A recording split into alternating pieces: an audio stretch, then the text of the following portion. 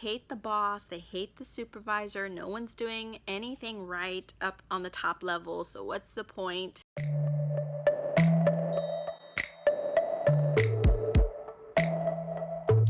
That's good. Welcome to my channel. My name is Lauren and this is Social Work Scrapbook. Today's video I'm talking about smart self-care, which goes beyond self-care, drinking water, exercising, and doing all the things we know we should be doing. But beyond that is talking about how do we set limits and boundaries. We know that we should leave work at work, but there are those toxic people that may be in our families, that may be our clients, they may even be our colleagues, and today I want to address that. So if you happen to stumble upon this video because you're looking up social work and there's very few videos on social work, then thanks for tuning in and watching. I'm hoping that you subscribe and click the bell to get notified whenever I post new videos. So let's get into smart self-care. I was really impacted by something called the Marigold Effect. Apparently this is taught to new educators and teachers, but I felt that it resonates perfectly with social work as well, especially those of us that are new into the field.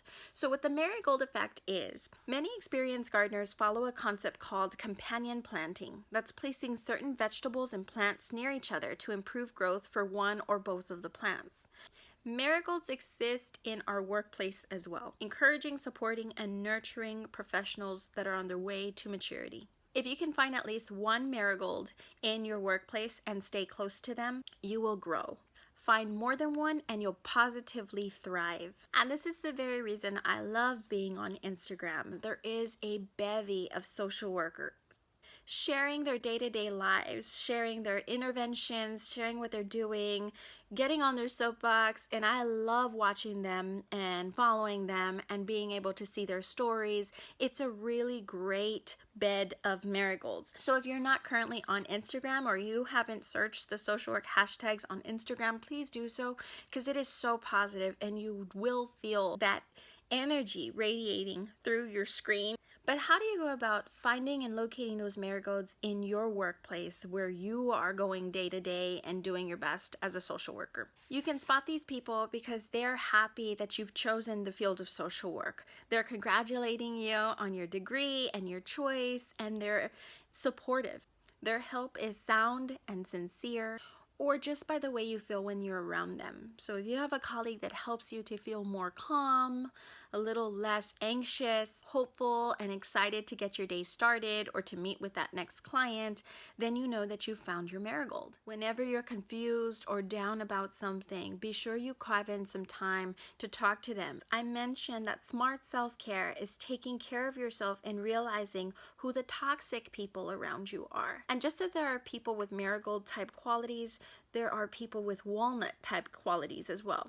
And to keep the analogy going, successful gardeners never plant walnut trees anywhere near vegetables because they give off a toxic substance that can inhibit growth, wilt, and ultimately kill nearby vegetable plants. Being around them can make you feel insecure or even discouraged. Unfortunately, there are walnut trees all around us and we have to be aware because they come in different packages. And it's not to say that these walnut tree types are all horrible, but we do have to be aware of who they are in order to protect ourselves and our energy level. So the first type of walnut tree is those that hate clients. This is the type of person that when you're bringing up any type of positive thing that happened in session or your hopes for a certain client or your treatment plan, this person is negative. They don't think anything will work. They think that, oh, even if something positive did happen, it's because they're lying. The second type of walnut tree is the person that's counting down the days, down like to the second till retirement. So they're well on their way out and they don't let you forget it. And they think that your enthusiasm for the field of social work is cute and that it'll wear off in time. Then next is the overachieving social worker. The social worker that sets the highest goals for their clients and actually seems to be happy or somewhat satisfied when their client isn't able to reach those goals, and they kind of are in a way take peace in the fact that their client has failed, and they make you feel like you're not doing enough in your own session. The next is the badass social worker, the social worker that doesn't take crap from anyone. And if they hear you even mentioning what you had to go through or what your client said or what craziness you had to venture through that afternoon, they would certainly tell you that that wouldn't happen on their watch. There's no way they'd be stepped over like that. So they always get you in a type of mood when you start questioning how you talk to your clients and start getting that attitude to try to like one up this badass social worker.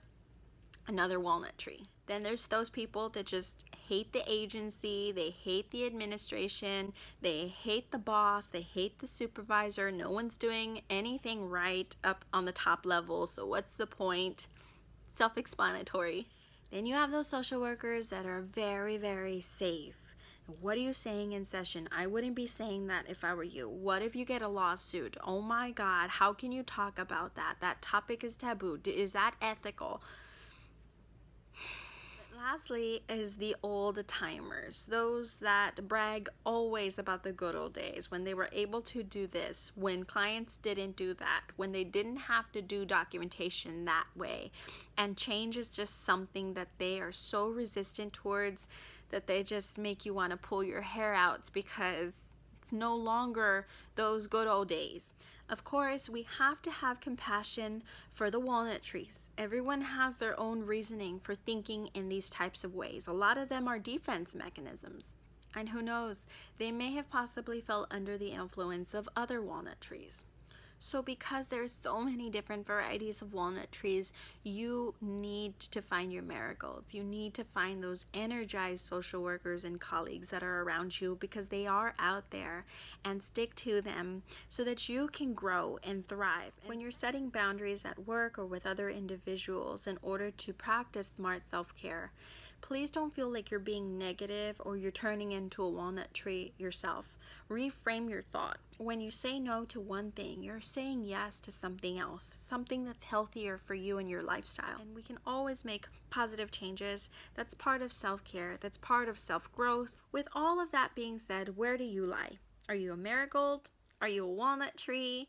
Sometimes it depends on the day. I completely understand that. I try to exude marigold energy out into the world, but each and every day is different, and I do get down on myself some days, and I'm not gonna lie, some of my best friends are walnut trees, and that's what I love about them, is that they're just so raw. I think there's strengths in that to some level.